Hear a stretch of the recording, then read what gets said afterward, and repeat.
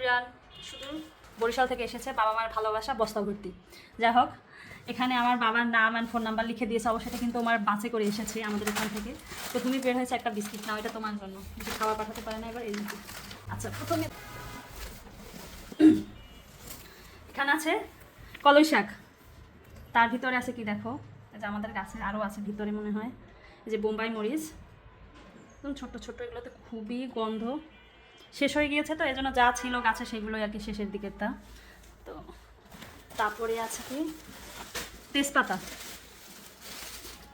এগুলো আমার মা একদম গাছ থেকে মানে বাবা পেরে দিয়েছে, ধুয়ে শুকিয়ে তারপরে দিয়েছে, জানি আমি শুকাতে পারবো না এই জন্য।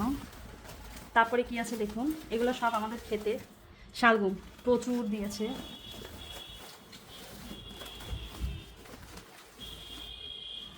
একটু করে দেখাও, উঁচু করে দেখাও। আচ্ছা দেখে আগে বের করি, তারপরে এই যে দেখো, এক একটা শালগম আমাদের এক এক দিন হয়ে যাবে। দেখো তারপরে কি, ওয়াও, না এটা তোমার জন্য, লাভ ইউ। আমাকে দেখা ফুলকপি, এগুলো আপনাদের জন্য ভালোবাসা, ফুলকপি দিয়ে। আচ্ছা, তারপরে এটা হচ্ছে কলার পাতা, এটা মাছ ভাজি খাওয়ার জন্য দিয়েছে।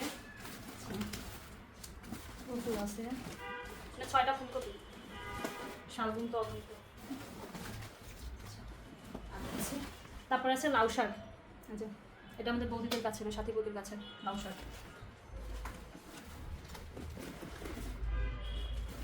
যেটা আছে মূল জিনিস সেটা হচ্ছে আতপ চাল।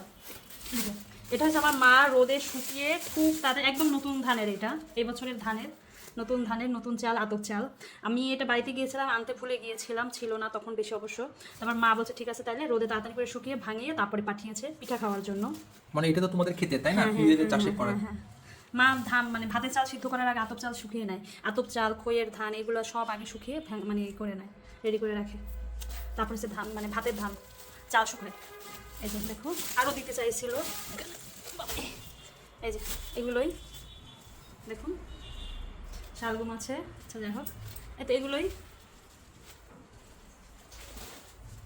কেমন লাগলো আপনাদের অবশ্যই জানাবেন। অবশ্যই এটা কেমন লাগার মতো না, এটাতে প্রচুর প্রচুর ভালোবাসা আছে, বাবা মার হাতের ছোঁয়া আছে, এটাই হচ্ছে মূল কথা। আমার বাবা মা পাঠিয়েছে, অনেকদিন ধরে খাবো। ভালো থাকবেন সবাই। অবশ্য সবারই যাদের বাসা অনেক দূরে, বাবা মা দূরে থাকে, তারা এরকম করেই পাঠায়। অবশ্যই এবার অনেক কম দিয়েছে, তাই না? প্রতিবার যে পরিমাণ আমরা যাই যখন নিয়ে আসি তারপরে পাঠায়, এবছর বাবা অসুস্থ, মাও অসুস্থ, একটু এই জন্য বেশি কিছু দিতে পারেনি।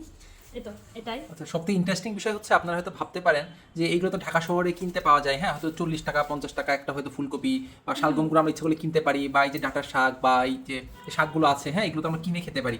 আসলে কি মানে গ্রামের যে জমির যে এইগুলো হয় না, যে সবজিগুলা, এগুলো খেতে অনেক টেস্টি হয়, যেটা আপনি ঢাকা শহরে মানে আপনি যতই খান আপনি এই টেস্টটা আপনি পাবেন না। এটাই হচ্ছে মানে মোস্ট ইন্টারেস্টিং একটা ব্যাপার। ঠিক আছে, ভালো থাকবেন সবাই, টাটা এভরিওয়ান।